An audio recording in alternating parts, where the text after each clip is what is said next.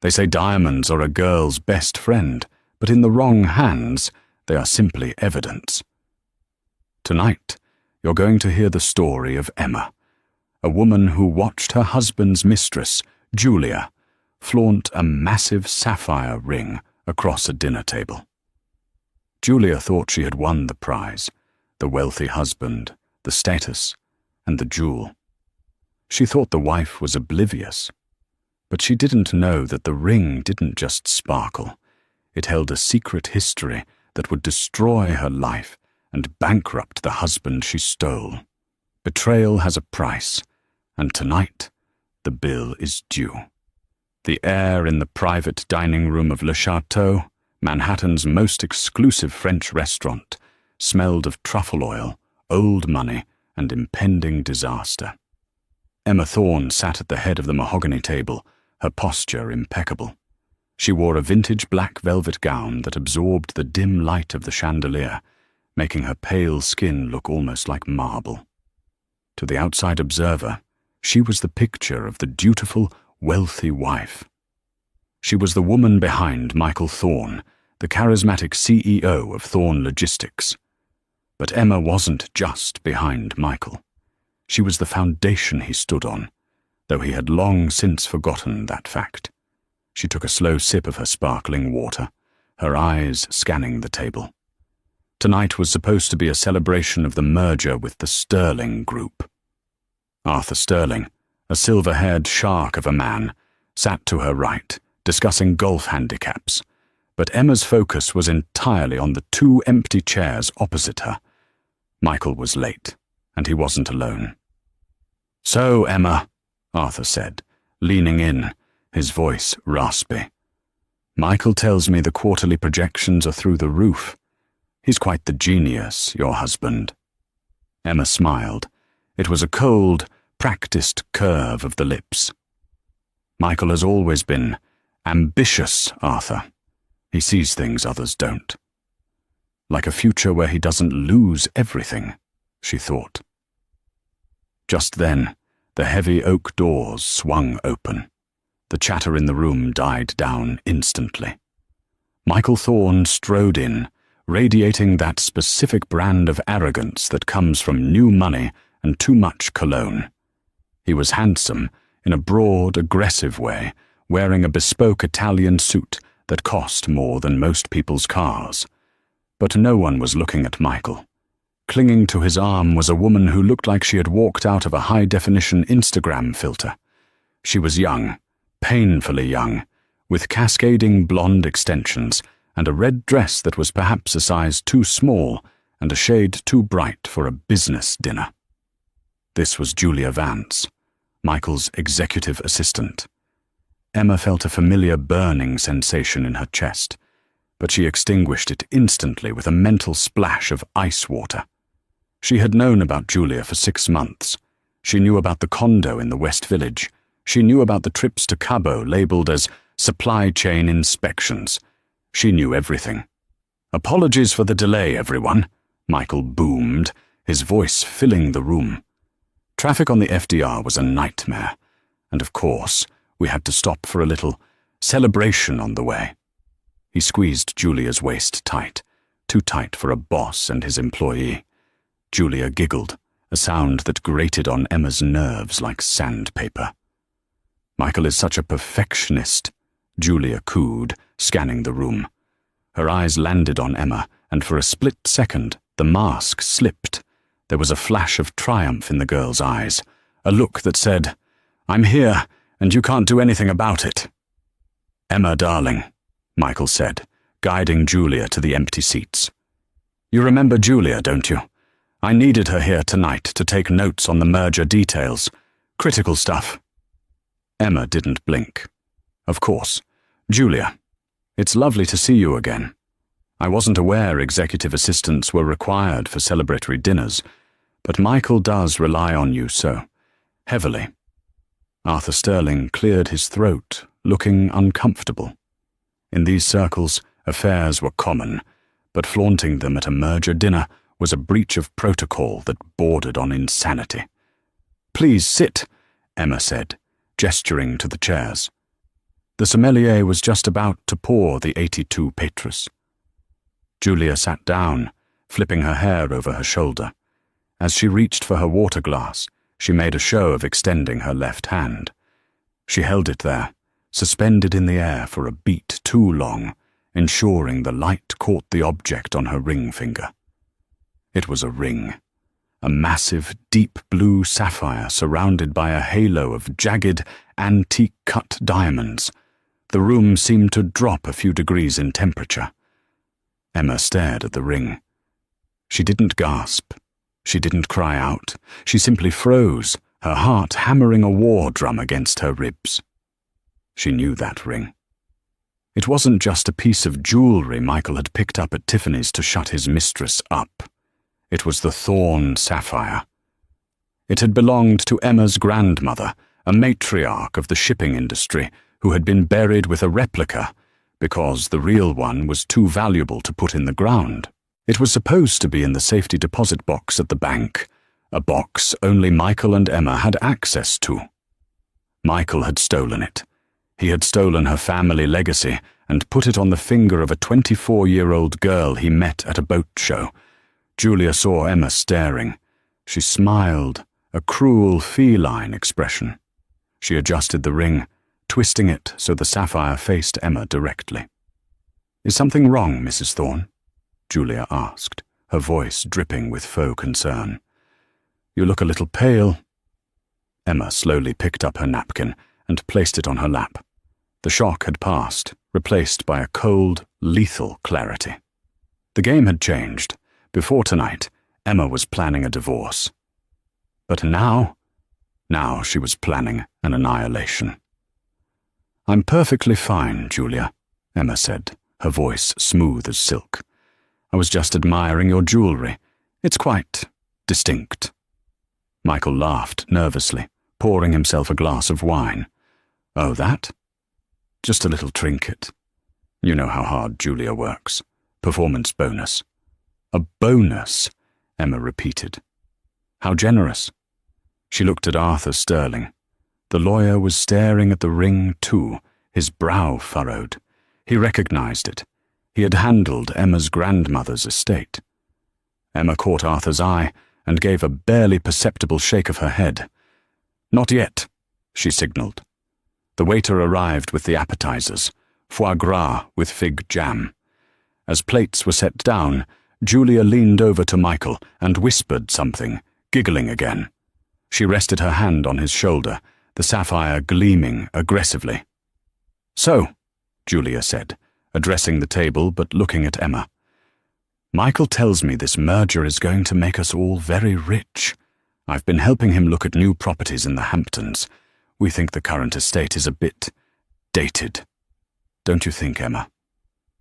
The audacity was breathtaking. She wasn't just wearing the ring. She was redecorating Emma's life. Emma sliced through her foie gras with surgical precision. "The Hamptons estate has been in my family for 3 generations, Julia. It's dated because it has history. Something you might find difficult to purchase, regardless of the budget." Julia's smile faltered. "Well, Michael likes new things. Don't you, sweetie?" Michael choked slightly on his wine. Well, renovations are always an option. But let's talk business. Arthur, the valuation?"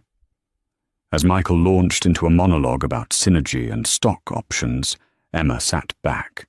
She watched the way Julia stroked the ring, possessing it, claiming it.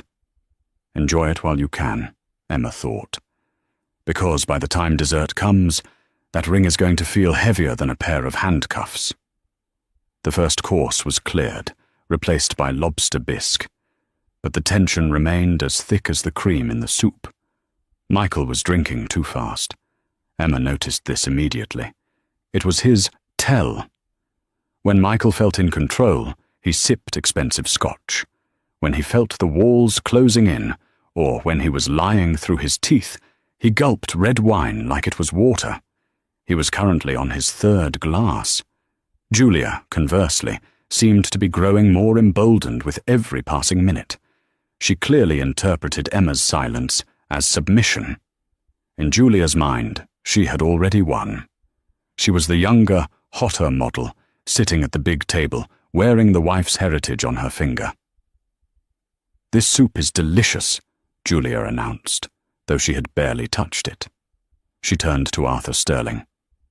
"You know, Michael and I were discussing the branding for the new company. I think Thorn Global sounds much better than keeping the legacy names attached. It's time for a fresh start, right?" Arthur Sterling, who had been the legal counsel for Emma's father for 30 years, wiped his mouth slowly.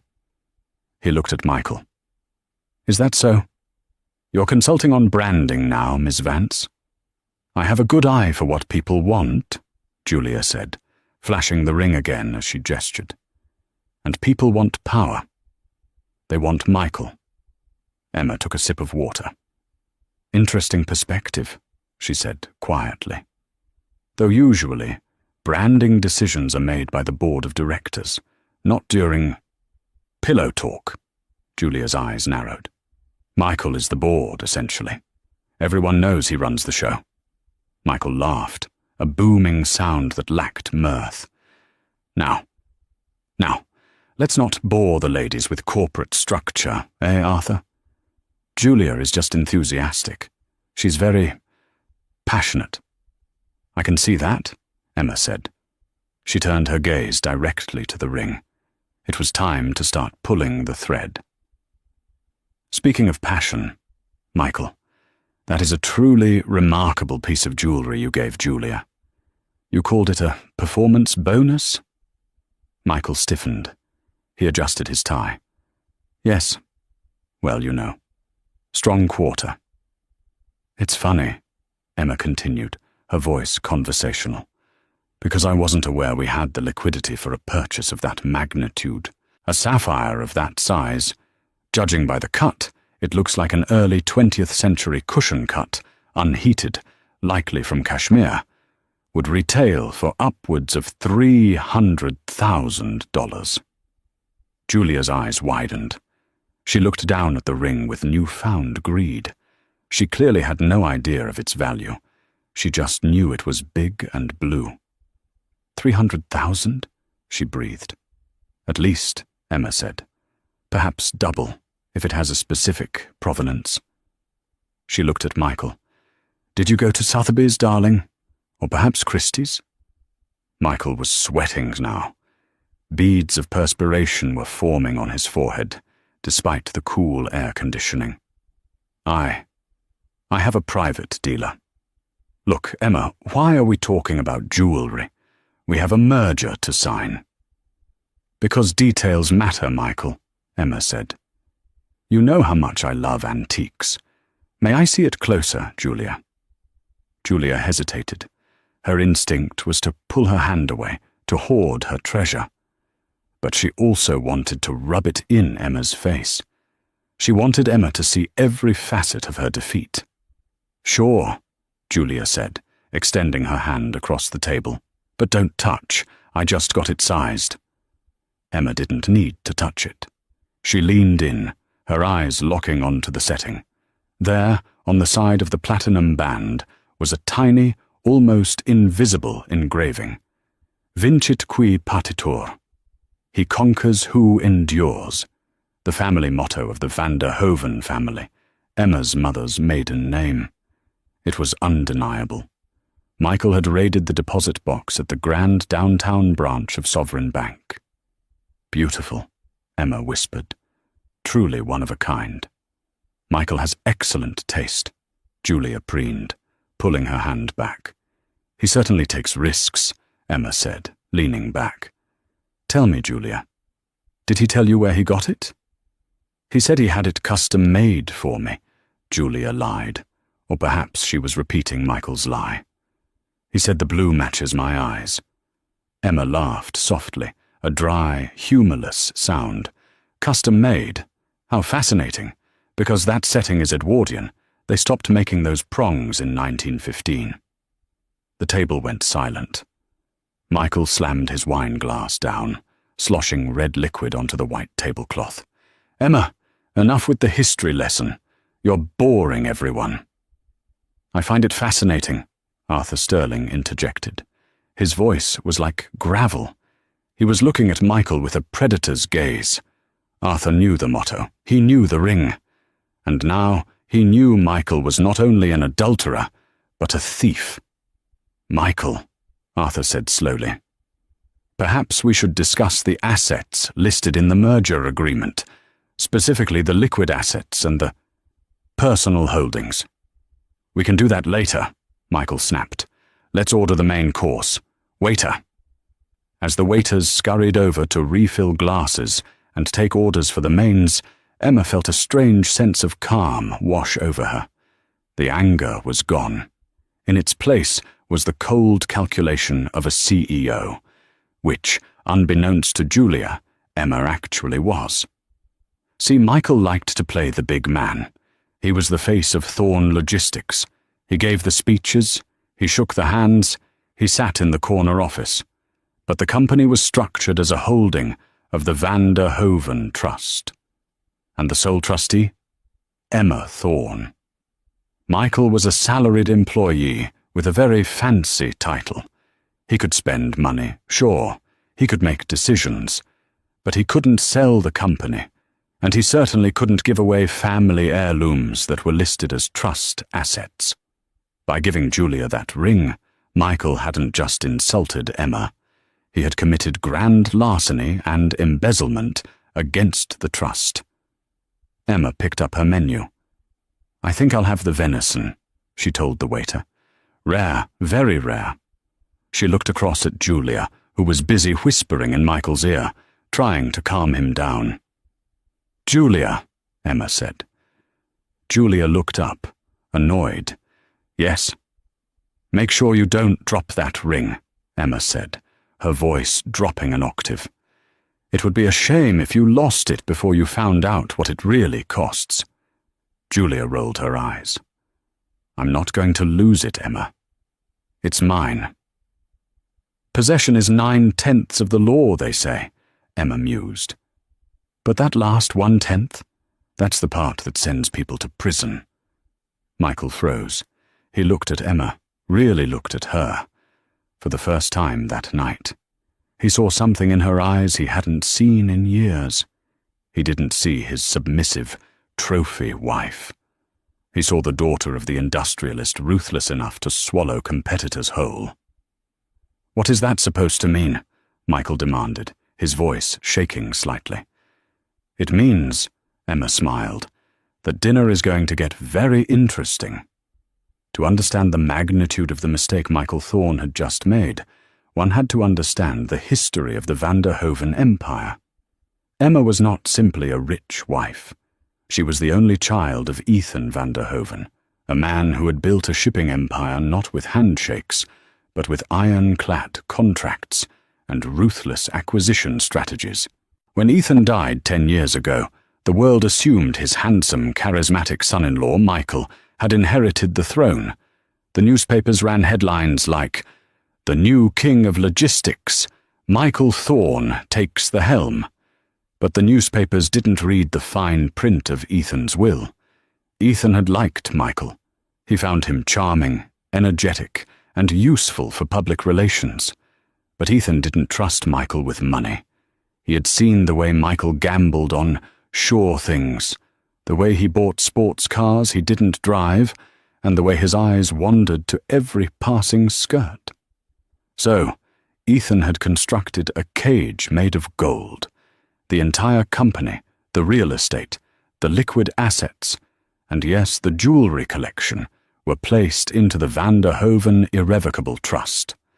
Michael was appointed CEO of the operating company, drawing a generous salary and receiving a discretionary bonus. But the power, the veto rights, the ownership of the physical assets, that remained with the trustee, Emma. For 10 years, Emma had allowed Michael to play the part. She stayed in the background, raising their 2 children, currently away at boarding school in Switzerland, organizing the galas, and quietly correcting Michael's business errors from the shadows. When Michael wanted to buy a fleet of trucks that were mechanically unsound, Emma quietly had the legal team kill the deal. when Michael wanted to invest millions in a tech startup that was clearly a Ponzi scheme, Emma lost the paperwork until the window closed. She had protected him from himself. She had built the myth of Michael Thorne, the genius CEO. And how did he repay her? By finding a 24-year-old Instagram model, moving her into a condo paid for, Emma now realized, likely by skimming from the maintenance budget and stealing the family matriarch's engagement ring. The ring was the final straw. Emma sat at the table in Le Chateau, watching Michael laugh too loudly at one of Arthur's polite jokes. She remembered the day she had shown Michael the deposit box. It was 5 years ago. They were updating their wills. She had opened the heavy steel box at Sovereign Bank, and the blue light of the sapphire had flooded the small, sterile room. "It's worth more than the house," she had told him. "It's the fail-safe. If everything goes to zero, if the world ends, this ring rebuilds the family." Michael had looked at it with hunger, not reverence. "Why keep it locked away?" he had asked. "It should be seen. It's not for show, Michael. It's insurance." He must have gone back. He must have forged her signature on the access logs. The audacity was staggering. Sovereign Bank had strict protocols. For Michael to get that box open, he would have had to bribe a bank manager or falsify a power of attorney. Both were felonies. Emma took a slow breath. She looked at Julia, who was now taking a selfie with her wine glass, carefully angling her hand so the ring was center frame. "You poor, stupid girl," Emma thought. "You're wearing a felony on your finger." Emma reached into a clutch and pulled out her phone. Under the table, she unlocked it. She didn't open Instagram or WhatsApp. She opened a secure app linked to the private security firm her father had used for 30 years, Blackstone Global. She typed a quick message to the head of security, a man named Victor, who had more scars than friends. Message: Priority 1. Sovereign Bank Deposit Box 404. Verify access logs for the last 3 months. Secure footage. Also, run a full asset trace on Julia Vance. I want to know everything she owns, rents or leases. Initiate protocol. Dissolution. She hit send. The phone vibrated with a reply 3 seconds later. Acknowledged, Mrs. Thorne. ETA on logs. 10 minutes. Team is moving. Emma put the phone away. The machinery was in motion. The gears were grinding. The cage door was closing, and Michael was standing right in the center of the trap, holding a glass of Pinot Noir. "So," Julia said, her voice piercing Emma's thoughts. "Arthur, tell me, does this merger mean we get access to the corporate jet? Michael promised we could take a trip to the Amalfi Coast next month." Arthur Sterling paused, his fork halfway to his mouth. He looked at Michael, his eyebrows raised so high they almost touched his hairline. "The corporate jet," Arthur said slowly, "is for business use, Miss Vance. And currently, it is grounded for maintenance." "Oh, Michael can fix that," Julia said, waving her hand dismissively. "He's the CIO. Emma smiled. It was time to tighten the screws. "Actually, Julia," Emma said, her voice pleasant, "the jet doesn't belong to the company. It belongs to the trust. Michael leases it. And the lease, well, it's up for review." Michael glared at Emma. "We can renew it, Emma. It's a formality." "Is it?" Emma asked. "The trust is very particular about expenses, especially recreational ones. Tell me, Michael, how did you categorize the purchase of the ring? Was that a business expense too? Client acquisition, perhaps?" Michael choked on his wine again. He set the glass down hard. "I told you, it was a bonus. From my personal savings." "Your personal savings," Emma repeated. "That's impressive, considering we have a joint account and I balance the books every month. I didn't see a $300,000 withdrawal. Did you win the lottery, darling?" Julia looked between them, confused. She sensed the danger now. The air in the room was vibrating with hostility. "Why are you grilling him?" Julia snapped at Emma. "He bought me a gift. You're just jealous because he didn't buy you one." Arthur Sterling let out a short, sharp cough that sounded suspiciously like a laugh. Emma turned her gaze to Julia. It was a look so cold it could have frozen the wine in the glasses. "Jealousy is for people who don't own things, Julia. I don't need gifts. I own the store." "Okay," Michael shouted, slamming his hand on the table. The cutlery rattled. "That is enough. Emma, you are ruining the dinner. Arthur, I apologize. My wife is tired." "I'm not tired, Michael," Emma said, her voice calm and steady. "I am wide awake. In fact, I've never been more awake." She turned to Arthur. "Arthur, before we sign the merger papers later, I think we need to clarify the schedule of assets, specifically the section regarding encumbered property." Arthur nodded slowly. He was beginning to understand the game. "Go on, Emma." "If an asset listed as collateral for the company is missing," Emma said, looking directly at the sapphire ring, "then the merger is fraud. Isn't that right?" "Technically, yes," Arthur said. "If significant assets are unaccounted for, or if they have been misappropriated, it would void the contract and potentially trigger a criminal investigation." Julia frowned. "What are you talking about? It's just a ring." "It's not just a ring," Emma said. "It's the Thorn sapphire. But more accurately, it is the Van der Hoven sapphire. It is listed as Asset Number 404 in the family trust. It is insured for $4.5 million. The color drained from Julia's face. $4 million? Michael looked like he was going to be sick. "Emma, stop. We can talk about this at home." "No, Michael. We're talking about it now, because you brought the evidence to dinner." Emma pointed a perfectly manicured finger at Julia's hand. "That ring is stolen property, and you, Julia, are currently in possession of stolen goods. In the state of New York, possession of stolen property valued over $1 million is a Class B felony. Mandatory minimum sentence. I believe it's 5 years." "Arthur?" Arthur took a sip of his wine, his eyes twinkling. "Depending on the judge, up to 25. Julia yanked her hand off the table as if the ring had suddenly turned red hot. She grabbed her napkin and covered her hand. "He gave it to me. I didn't steal anything."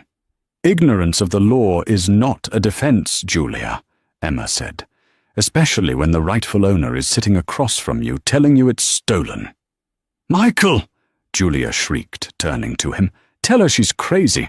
Tell her you bought it." Michael opened his mouth, but no sound came out. He was trapped. If he admitted he stole it, he was going to jail. If he said he bought it, he had to produce a receipt for $4 million. Money he didn't have. Michael stammered. "I borrowed it." "Borrowed?" Emma raised an eyebrow. "You borrowed a multi-million-dollar heirloom from a high-security vault without the trustee's permission. That's not borrowing, Michael. That's embezzlement."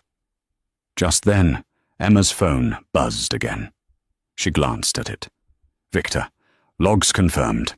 Michael Thorne accessed box 404 3 days ago. Forged signature detected on entry slip. Video evidence secured. Police are on standby, per your instruction." Emma smiled. It was the smile of a predator who had just felt the trap snap shut. "Well," Emma said, looking up, "it seems we have a problem. My security team just confirmed the theft. They have the video of you at the bank, Michael." Julia let out a small whimper. She started trying to pull the ring off her finger, but her hands were sweaty, and her fingers were swollen from the salty food and the alcohol. The ring wouldn't budge. "It's stuck!" Julia panicked, tugging at the sapphire. "Get it off! Get it off me!" "Calm down, Julia," Michael hissed, grabbing her wrist. "Stop making a scene." "I don't want to go to jail," Julia screamed, her voice rising to a hysterical pitch. "You told me you were rich. You told me she was a nobody." "I am rich," Michael yelled back, losing his composure entirely. "I am the CEO." "You," Emma cut in, her voice like a gavel striking a desk, "are a glorified manager, Michael. And as of this moment, you are unemployed." The room went dead silent. Even the waiters stopped moving. "You can't fire me," Michael sneered. "I built this company." "My father built this company," Emma corrected. "You just rented the chair, and per the morality clause in your employment contract, Section 8, Paragraph C, committing a felony and engaging in conduct that damages the reputation of the firm are grounds for immediate termination with cause. No severance. No stock options. Nothing." She looked at Arthur. "Arthur, do you have the termination papers? I believe we prepared a draft last year when he lost that $50K in Vegas, just in case." Arthur reached into his briefcase, which had been sitting by his feet. He pulled out a thick file folder. He placed it on the table. "I always keep a copy, Emma. Prudence is a virtue." Michael stared at the folder.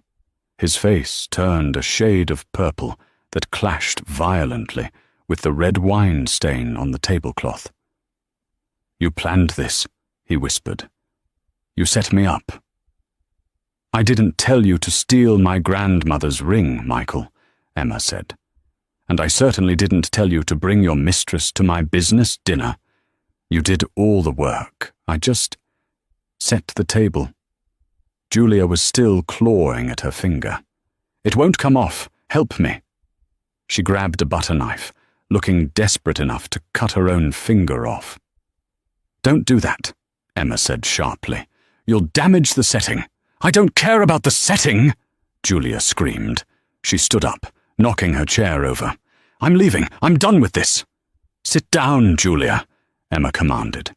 The authority in her voice was absolute. Julia froze. "You can't leave," Emma said, "because the police are already in the lobby. If you walk out that door with that ring on your finger, they will arrest you." Julia sank back down onto the edge of her chair, tears streaming down her face, ruining her makeup. She looked at Michael with pure hatred. "You lied to me," she hissed. "I didn't lie," Michael pleaded. "I was going to put it back. It was just for a while. Once the merger went through, I was going to buy you a real one." "So it's a fake?" Julia asked, hope sparking in her eyes. "No," Emma answered for him. "The ring is real. His promises were the fakes." Emma stood up. She smoothed her velvet dress. "Arthur, I believe the merger is off. I cannot, in good conscience, allow the Sterling Group to merge with a company currently under investigation for executive embezzlement." Arthur nodded solemnly, though a faint smile played on his lips. "I agree, Mrs. Thorne. We will withdraw our offer immediately." "Wait!" Michael stood up, his hands shaking. "Arthur, please, you can't walk away. The stock will tank. I'll be ruined." "You are already ruined, Michael," Emma said. "The stock will recover once the board announces the new leadership." "But you?" She looked him up and down. "You are a liability." She turned to Julia. "Now, about my ring. We can do this the hard way or the easy way." Julia held out her hand, trembling violently. "I can't get it off, I swear." Emma reached into her purse again. She pulled out a small, elegant bottle of lotion, high-end hand cream she always carried. "Here," Emma said, sliding the bottle across the table. "Use this, and be careful. If you drop it—" Julia snatched the lotion. She frantically rubbed it onto her finger. She twisted and pulled, gasping in pain as the metal scraped over her knuckle. Finally, with a wet pop, the ring came free. Julia held it in her slippery palm. She looked at it one last time, the symbol of the life she thought she was stealing. Now, It was just a rock that had almost cost her her freedom. She looked at Emma, terrified. "Here," she said, extending her hand. "I don't want it covered in your lotion," Emma said coldly. "Drop it." "What?" "Drop it in the glass," Emma said, pointing to her own glass of sparkling water. "Clean it." Julia hesitated. The entire restaurant was watching now. The humiliation was total. With a shaking hand, Julia held the thorn sapphire over Emma's glass. Plink. The heavy ring hit the water and sank to the bottom, bubbling as it settled. The diamonds sparkled through the liquid and glass, untainted by the sordid affair. "Good," Emma said. She picked up the glass, swirling the water gently.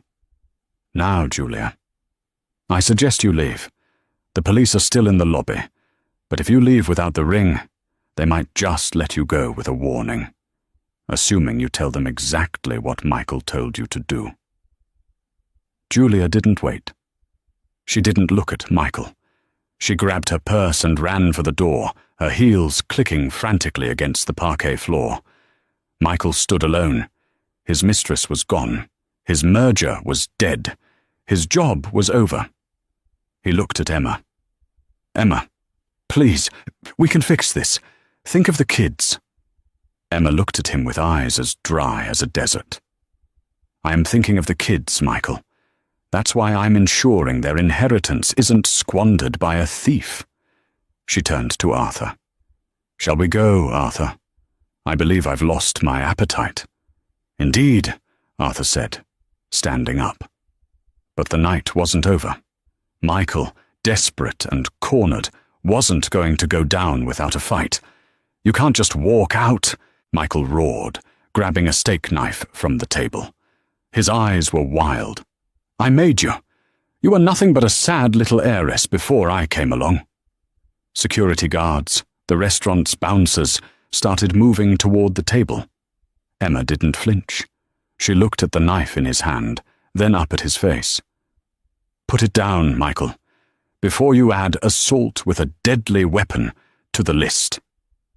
This was the tipping point, the point of no return. The silence in the private dining room of Le Chateau was absolute, broken only by the heavy, ragged breathing of Michael Thorne. He stood there, a silver steak knife gripped in his right hand, his knuckles white. The blade wasn't large, perhaps 4 inches of serrated steel meant for cutting filet mignon. But in the hands of a man watching his entire life incinerate, it looked like a saber. The other diners in the restaurant had gone quiet. A waiter dropped a tray of glasses in the distance, the crash echoing like a gunshot. But Michael didn't flinch.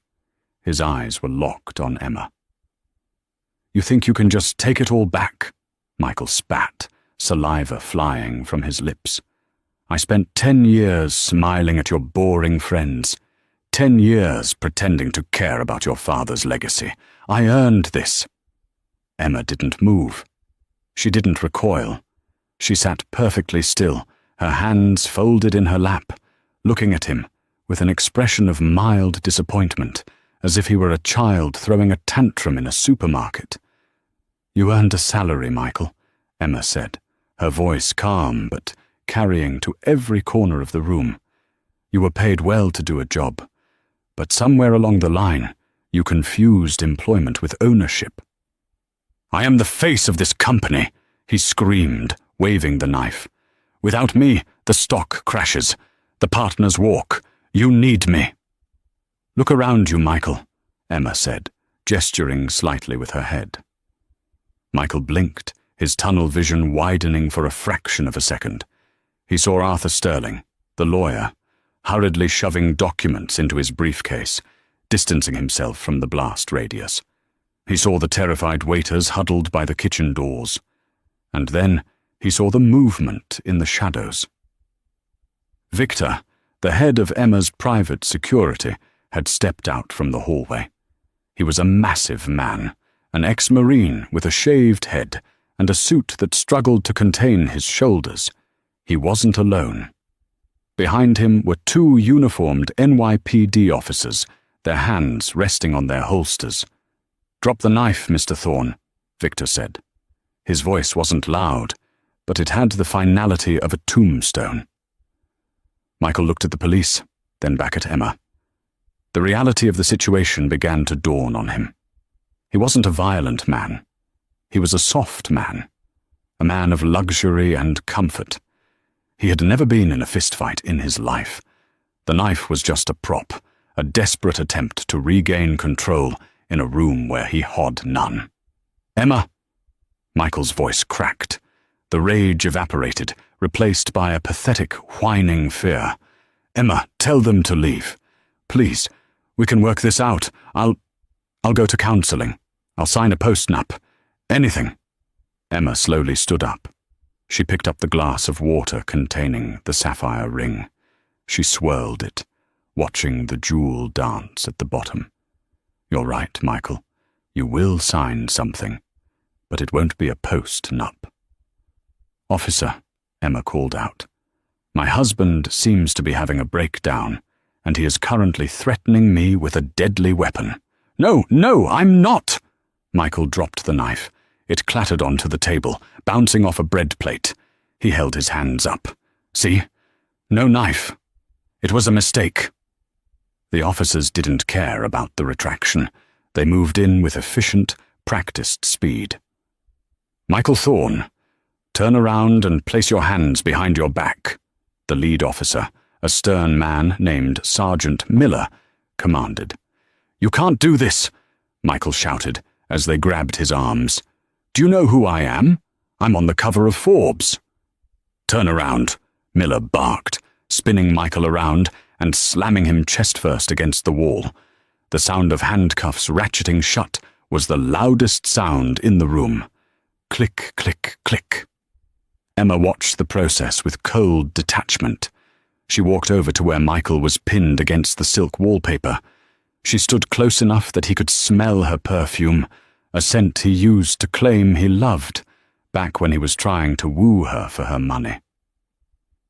"You're not on the cover of Forbes anymore, Michael," she whispered in his ear. "Tomorrow, you'll be on the cover of the New York Post. And I imagine the headline will be something very uncomplimentary." "I'll destroy you," Michael sobbed, his face pressed against the wall. "I'll tell them everything. The tax shelters, the offshore accounts." Emma laughed softly. "My father's accounts are bulletproof, Michael. We pay our taxes. That's the difference between old money and whatever it is you are. We don't need to cheat to win." She turned to the officers. "Take him away. I'll be down to the precinct in the morning to file the formal statement regarding the theft of the heirloom." "Understood, Mrs. Thorne," Sergeant Miller said. He grabbed Michael by the collar of his $5,000 suit. "Let's go, tough guy." As they dragged Michael out of the restaurant, kicking and screaming about his rights, Emma turned back to the table. The dining room was in shambles. Wine was spilled. A chair was overturned. The knife lay on the table like an accusation. Emma picked up the water glass. She fished the ring out with 2 fingers, shaking off the droplets. It was cold and heavy. She slipped it onto her finger. It fit perfectly. "Arthur," she said, turning to the lawyer who was still clutching his briefcase. "Yes, Emma," Arthur said, looking pale. "I apologize for the interruption to our dinner," she said smoothly, "but I think it's best if we reschedule the merger talks. I have some housekeeping to do at the firm first." Arthur nodded vigorously. "Of course, absolutely. Whenever you're ready." "Good." Emma signaled for the maitre d', who was hovering nervously nearby. "Jean-Pierre," she said. "Yes, Madame Thorne.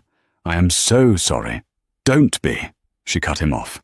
"Put the dinner on the company card, but not the wine Michael drank. Bill that to his personal account. I want the paper trail." "Of course, madam." Emma grabbed her clutch. She walked out of the restaurant, her head held high. She didn't look back at the mess. She didn't look back at the empty chair where Julia had sat. She walked out into the cool New York night where a black town car was waiting. The war at the restaurant was over, but the massacre in court was just beginning.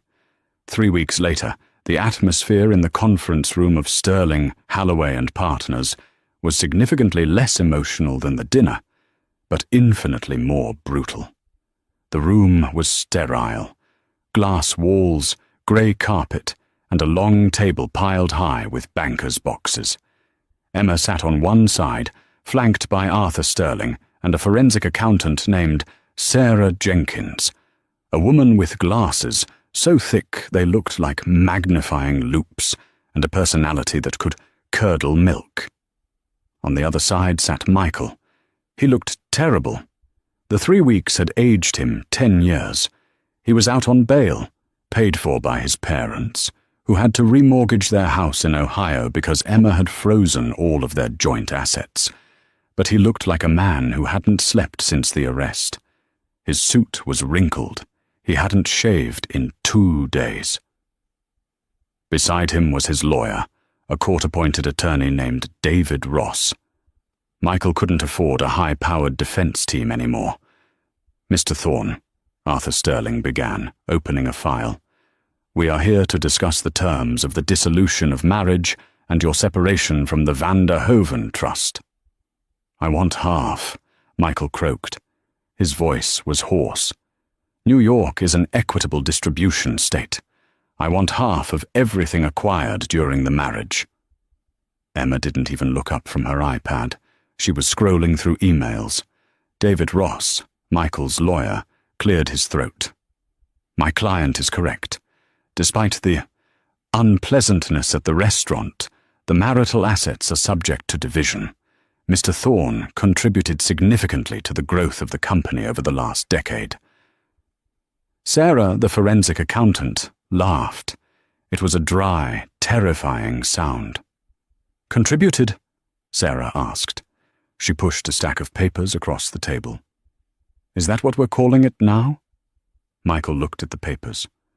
"What is this?" "That," Sarah said, "is a summary of unauthorized withdrawals from the corporate operating accounts over the last 4 years. It totals $3.2 million.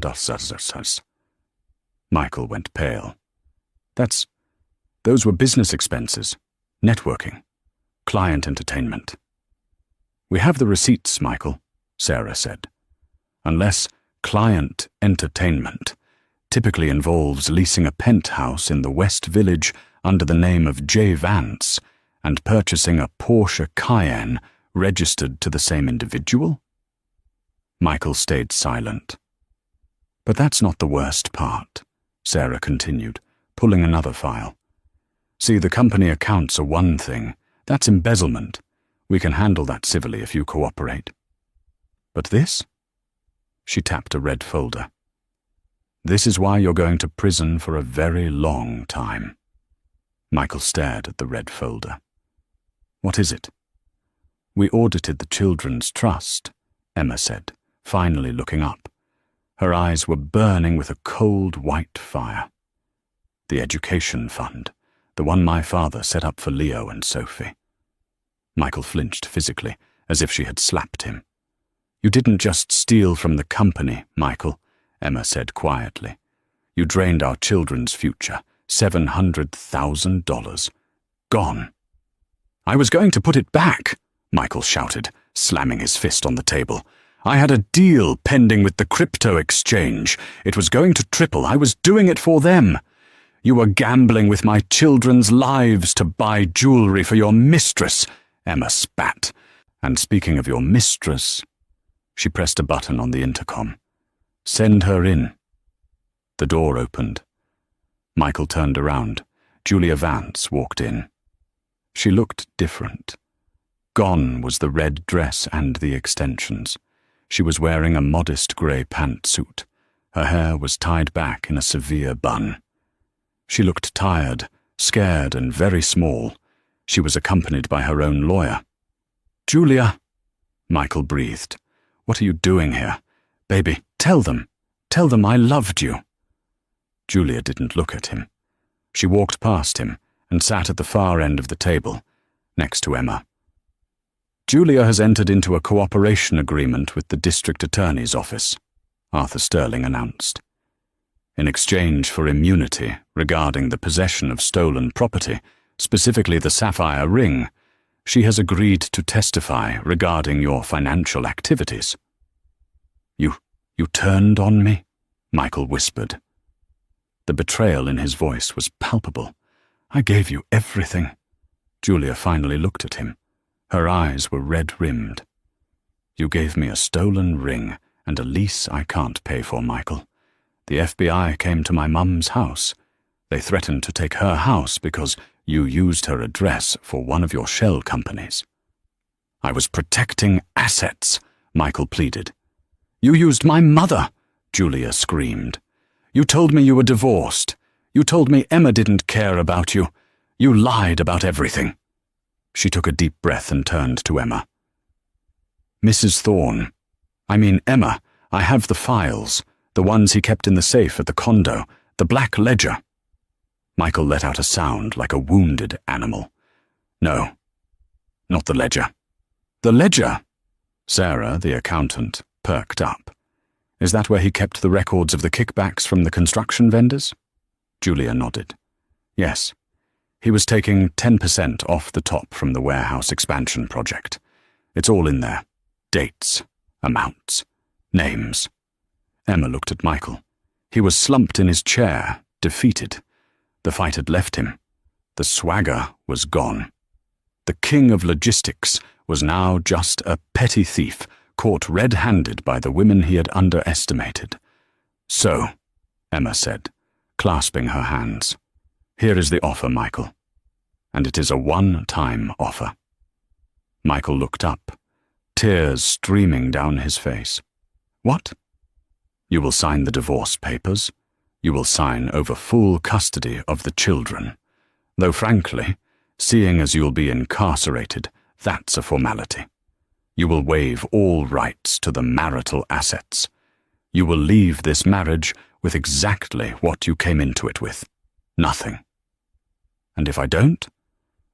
"If you don't," Emma said, "I hand the black ledger to the FBI, and instead of 5 years for embezzlement, you'll be looking at 20 years for wire fraud, money laundering, and tax evasion.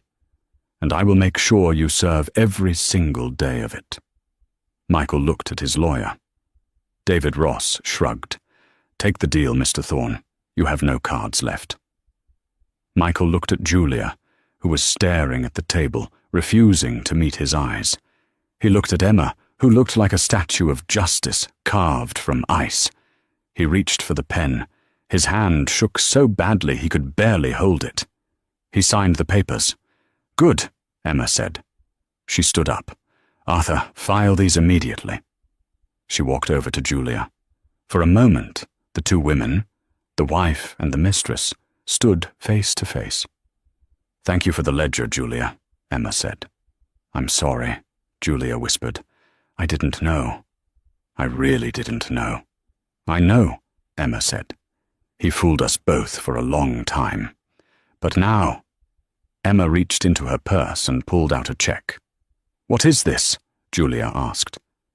"It's a check for $10,000, Emma said. "Consider it a severance package. Use it to move out of the city. Go back to school. Do something with your life. But if I ever see you in New York again—" "You won't," Julia said quickly, taking the check. "I'm leaving tonight." Emma nodded. She turned and walked toward the door. "Emma!" Michael called out. She stopped, her hand on the handle. She didn't turn around. "Did you ever love me?" he asked, his voice broken. Emma paused. She thought about the early years, the charm, the laughter before the greed took over. "I loved the man I thought you were," she said. "But that man never existed." She opened the door and walked out. The legal battle was over. But Emma had one final stop to make. She had to visit the one place where the truth couldn't be hidden to ensure the legacy was truly secure. The heavy steel door of the Sovereign Bank vault swung open with a hydraulic hiss. Emma stood alone in the small, sterile viewing room, the air smelling faintly of dust and old money. On the metal table sat the velvet box containing the thorn sapphire. She opened it one last time. The blue stone stared back at her, cold and indifferent. It was beautiful, yes, but it was toxic. It had destroyed a marriage, ended a career, and sent a man to prison. Emma didn't put it on. Instead, she placed the box back into the rear of deposit box 404. As she slid the box in, her fingernail caught on the felt lining at the bottom of the metal drawer. It was loose. Emma frowned. She pulled at the edge. The felt lifted, revealing a false bottom that Michael, in his greedy haste to grab the shiny ring, had missed entirely. Underneath lay a single, cream-colored envelope. On the front, in handwriting she recognized instantly, were the words, "To Emma, for when the storm comes." It was her father's handwriting. Ethan van der Hoven had been dead for 10 years, yet here he was, speaking from the grave. Her hands trembling, Emma tore open the envelope. "My dearest Emma, if you are reading this, my suspicions about Michael were correct. I always knew he had the appetite of a shark, but the foresight of a goldfish. I knew that eventually his greed would outweigh his caution, and he would raid this box. I assumed he would take the ring. It's the flashiest thing here. But he missed the real treasure, didn't he?